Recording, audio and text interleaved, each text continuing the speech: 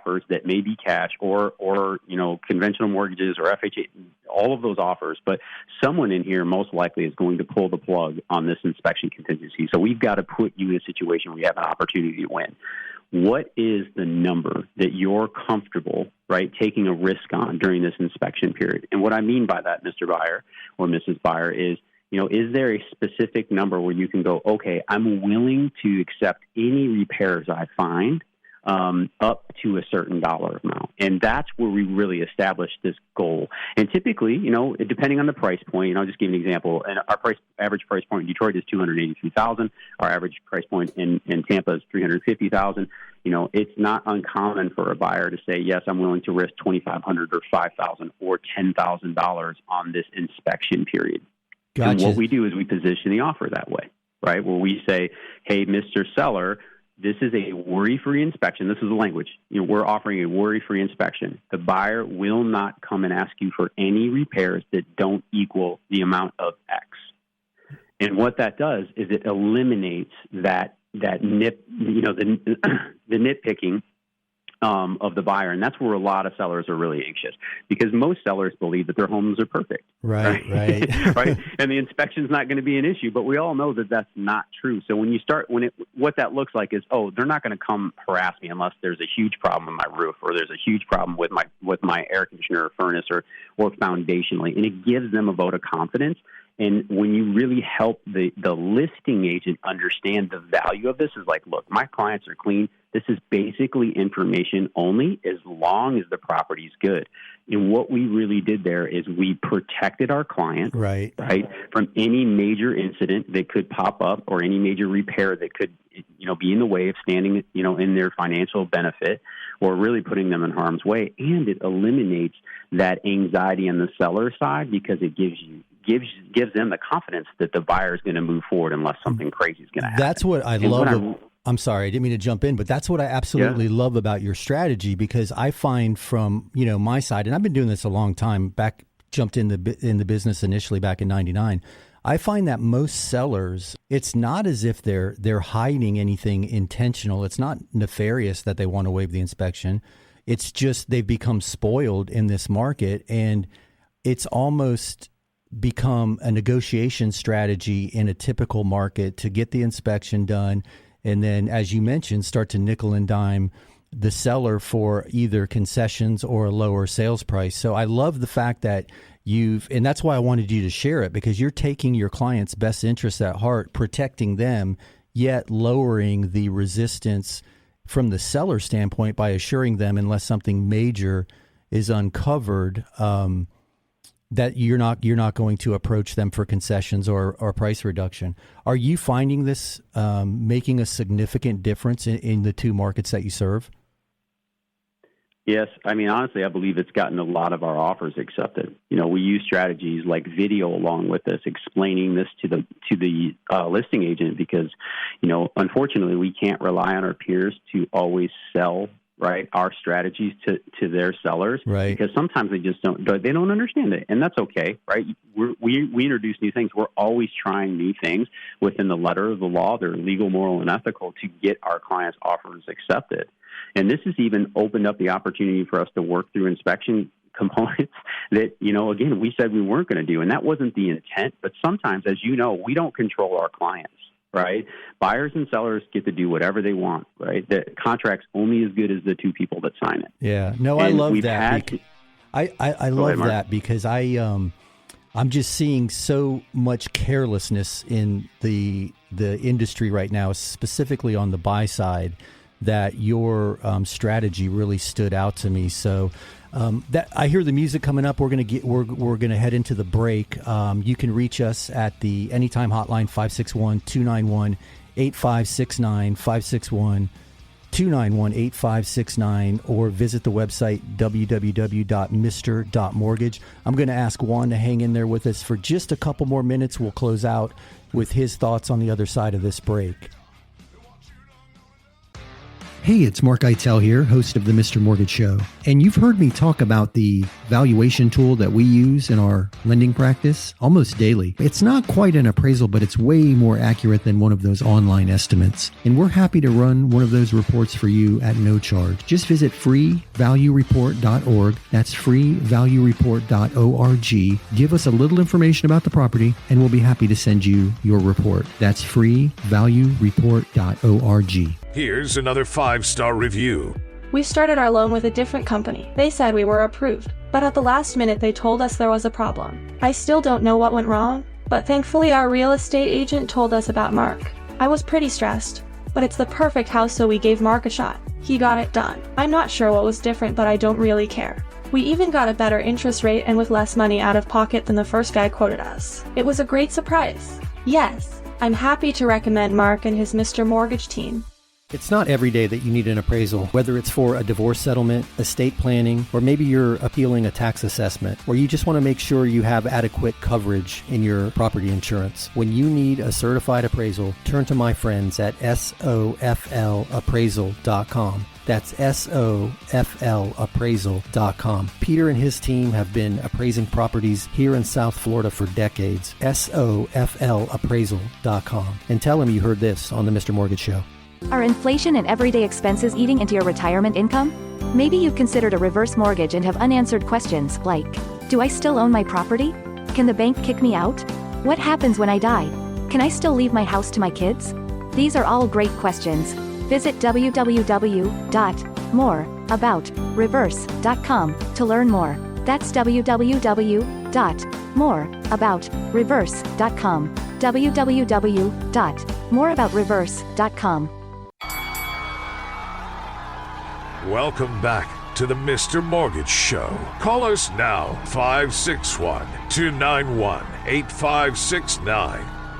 All right, so we are back, and I hope you found that insightful. And I wanted Juan to share that strategy with you because you can still protect your interests as a buyer and present a very attractive offer in this market. And it's these strategies that make the difference. And you hear me all the time talk about rockstar agents. I just want to thank Juan for being with us. So Juan, thank you so much for sharing that tidbit with us. Do you have any more thoughts on that?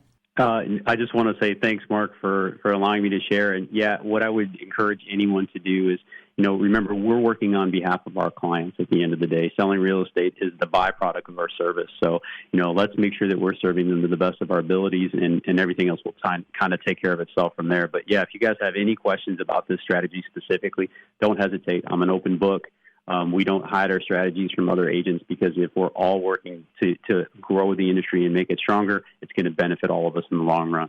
Yeah, and I love that. I think there's so much synergy between the way that we run our practices that's why I really feel I enjoy working with you, and I just felt that this would be valuable to bring you on. So if anybody has any questions for Juan, you can visit his website directly. It's juanalcala.com, and that's spelled ALCALA.com. Did I spell that correctly, Juan? That's correct. Perfect. juanalcala.com. And as always, just contact us here at the show. We'll get you in touch with Juan if you have questions. If you're an agent in the Tampa or Detroit area and you're hearing this show and you're considering joining a team, I know Juan runs a Rockstar team. Or if you are a consumer in either of those markets and looking for an agent to guide you through the transaction, I would strongly recommend Juan without hesitation. So, all right, brother, I appreciate you being on with us this morning. Have a wonderful weekend, and we'll catch up very soon. You too, brother. Be blessed. Thank you. All right, so I hope everybody found some value in that. Again, I share all that so that we are not discouraged in this market, because we hear all the frustrating stories that buyers are not getting their offers accepted, and Juan and his strategy are proof that it's still happening out there with the right team advocating for you. So, that was great having him on. But we're going to jump right back into the standard format of the show. We're going to cover some questions. As always, if you have questions, give us a shout. 561-291-8569. 561-291-8569 is the Anytime hotline, or visit the website www.mr.mortgage. And speaking of questions, Dom's got his thumb up, so I think he has a question for us. I do. The first question is from Jonathan from Sunrise. Jonathan said, I'm trying to buy a condo in Fort Lauderdale, but it is a co-op, and the realtor is telling me it's hard to finance. So, interesting question. So, yes, co-ops are a bit more challenging, and I guess we should start by what is a co-op, right? A co-op versus a condo versus a planned unit development, or you'll hear it referred to as a PUD. Sometimes they all look the same, but with the ownership structure of a co-op, a corporation owns the project. So they own the entire building and all the common areas. Or a lot of times in Florida, co-ops can also be manufactured home neighborhoods. In that instance, the individual owners, if you will, don't actually own the property or the unit. They own a share in the corporation that represents their percentage of ownership of the neighborhood, if you will. So think of a co-op as one corporation owning the entire property, and the individual owners don't actually own real property. They own a share, or whatever share represents their percentage of that project. So from the lender's standpoint, it's a more difficult transaction from the foreclosure process, and they're not leaning real property. So they're not leaning your house. They have to come after you for that one share in that corporation.